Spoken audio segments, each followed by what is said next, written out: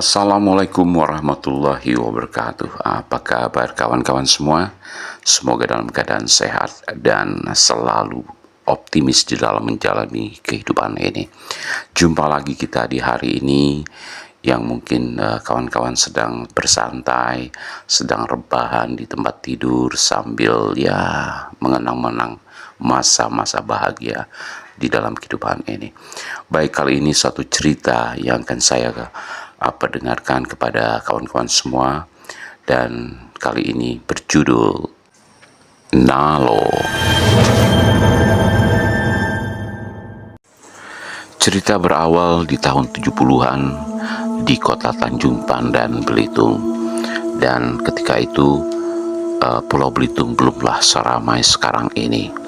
Semuanya masih sepi, bahkan lalu lalang kendaraan pun juga masih sepi. Hanya beberapa gelintir orang yang mempunyai mobil ataupun sepeda motor, yang lainnya bersepeda ataupun berjalan kaki.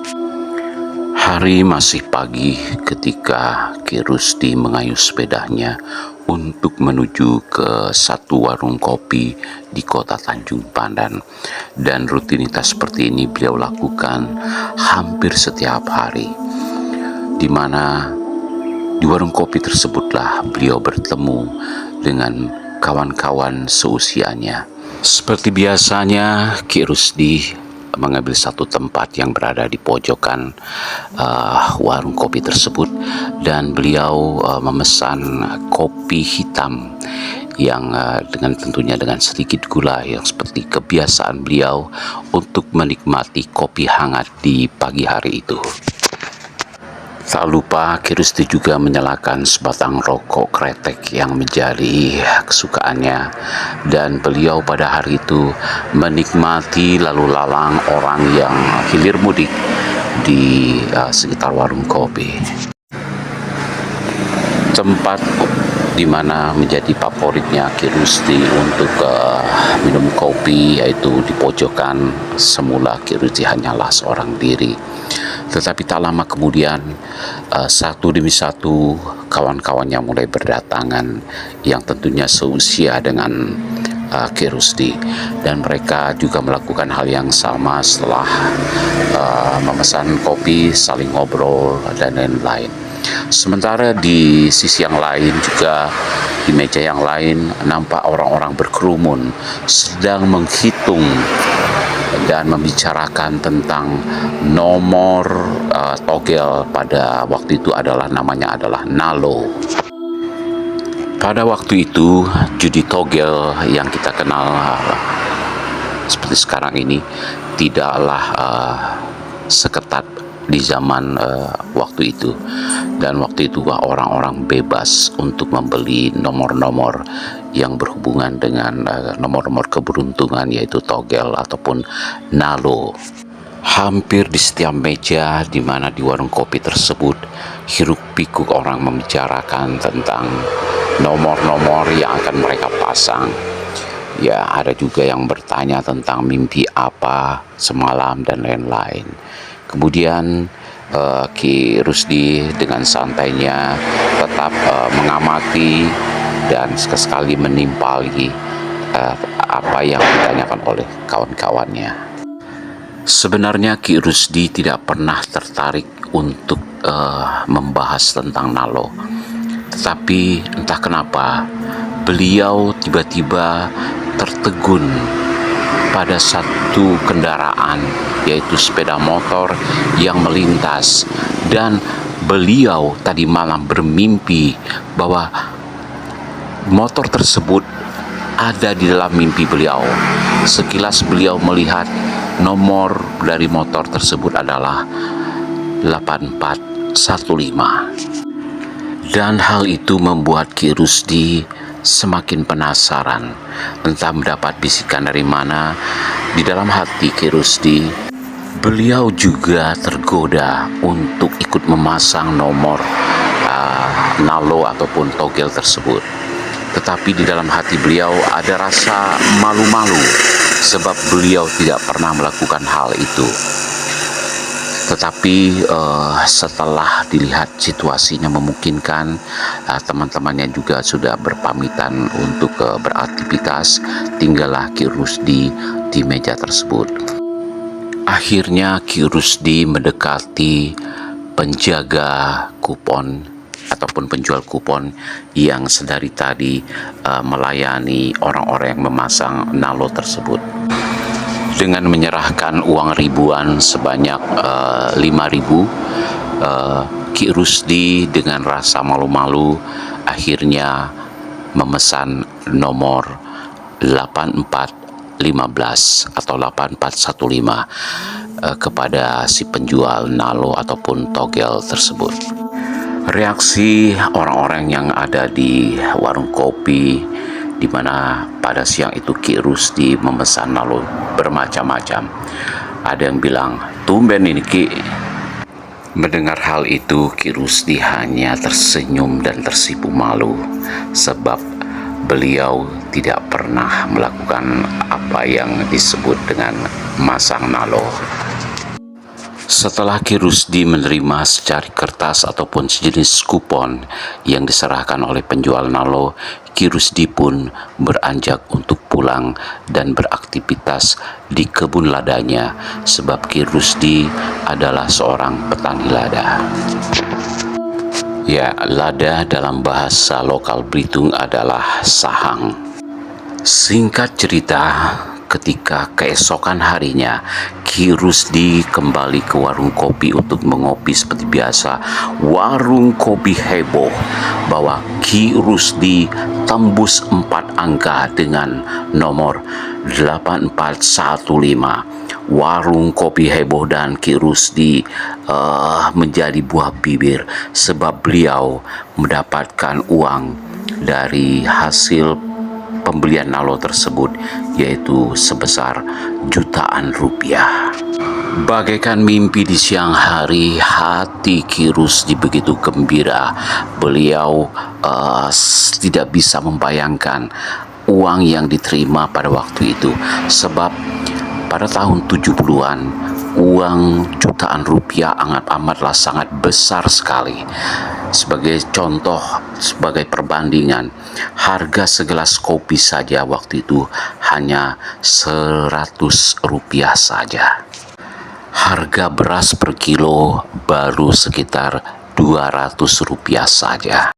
Sebagai ungkapan kegembiraan Ki Rusdi, beliau juga mentraktir seisi pengunjung yang ada di warung kopi tersebut, dan beliau sangatlah gembira pada hari itu. Dan dengan hati gembira, beliau pun pulang dengan membawa jutaan rupiah. Tetapi di balik kegembiraan dan euforia kemenangan terhadap nomor nalo tersebut, ternyata ada beberapa anak muda yang mendengar hal itu dan mempunyai niat jahat terhadap Ki Rusdi. Malam telah larut, tetapi Ki Rusdi belum juga tidur. Hatinya begitu gembira, hatinya happy, hatinya begitu riang terhadap apa yang dia alami pada hari itu, yaitu Ki Rusdi membawa pulang uang jutaan rupiah. Dan Ki Rusdi juga begitu asiknya menghitung lembar demi lembar dan kemudian juga melihat dan menyusun uang-uang tersebut dengan begitu rapinya. Sementara di balik celah-celah lubang yang ada di sekitar rumah Ki Rusdi, tanpa disadari oleh Ki Rusdi, beberapa masang mata telah mengintip dan melihat apa yang dilakukan oleh Ki Rusdi. Mereka begitu bernafsu terhadap uang yang dimiliki oleh Ki Rusdi. Pemilik mata yang begitu bernafsu yang sedang mengintip Ki Rusdi menghitung uangnya adalah para pemuda yang begitu beringas dan bernafsu untuk memiliki uang yang dimiliki oleh Ki Rusdi dari pembelian nalo. Mereka berjumlah 3 orang dan mereka menantikan bahwa Ki Rusdi saatnya tertidur nanti barulah mereka beraksi. Tepat pada pukul 1 dini hari, berdasarkan pengamatan mereka, Ki Rusdi sudah tertidur dengan pulasnya. Perlahan tapi pasti, akhirnya mereka pun mencongkel rumah Ki Rusdi, dan mereka berhasil masuk ke dalam rumah Ki Rusdi, dan mereka tahu pasti bahwa uang yang disimpan oleh Ki Rusdi itu di dalam tempat penyimpanan berasnya Ki Rusdi. Sementara Ki Rusdi yang tertidur dengan begitu lelapnya tanpa menyadari kehadiran mereka bertiga, dan dengan leluasa ketiga pemuda tadi pun mengambil uang yang ada di tempat berasnya Ki Rusdi.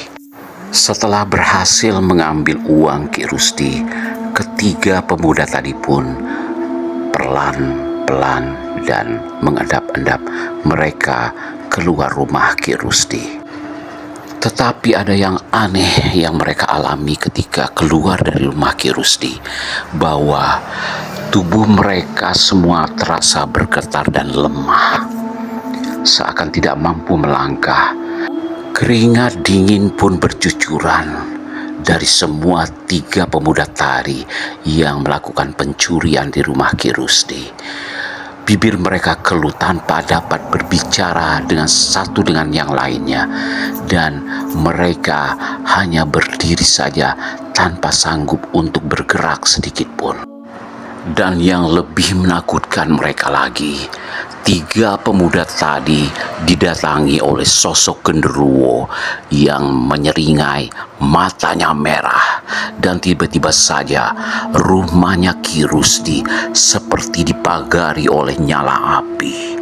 Saking takutnya kepada sosok genderuwo tadi, tiga pemuda sampai terkencing-kencing, dan itu sangatlah menyeramkan sekali.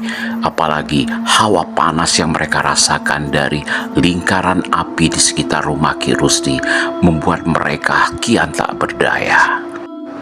Pengalaman horor yang mereka alami dan mereka rasakan berlangsung cukup lama, bahkan hampir sepanjang malam. Bahkan ketika pagi tiba, mereka pun tidak bisa kemana-mana, hanya berdiri terpaku, terkencing-kencing, bahkan keringat dingin telah menjadi kering. Dan itu mereka alami hingga pagi tiba. Pemandangan yang tak lazim yang dilihat oleh tetangganya Ki Rusdi membuat mereka mulai berkerumun di sekitar rumah Ki Rusdi.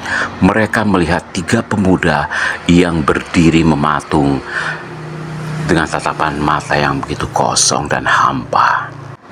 Tak seorang pun dari para tetangga yang berkerumun tadi yang mengenali tiga sosok pemuda tadi, dan hal ini membuat mereka heran. Kemudian hingar-bingar dan hiruk-pikuknya para tetangga yang sedang berkerumun. Hal itu membuat Ki Rusdi terjaga dari tidurnya yang begitu nyenyak, dan beliau keluar rumah menyaksikan orang-orang yang sudah berkerumun menatap kepada tiga pemuda yang sedang berdiri terpaku, tak bergerak, dan dengan tatapan mata hampa. Merasa ada yang ganjil dan aneh, Ki Rusdi pun segera masuk kembali ke dalam rumah dan memeriksa uang yang disimpannya di tempat penyimpanan beras. Betul saja, ternyata tiga pemuda tadi telah mencuri uangnya Ki Rusdi.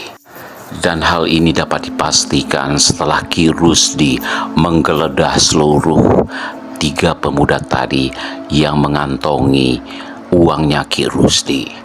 Dan hal itu membuat orang sedikit marah kepada tiga pemuda tadi, tetapi Ki Rusdi juga menenangkan mereka.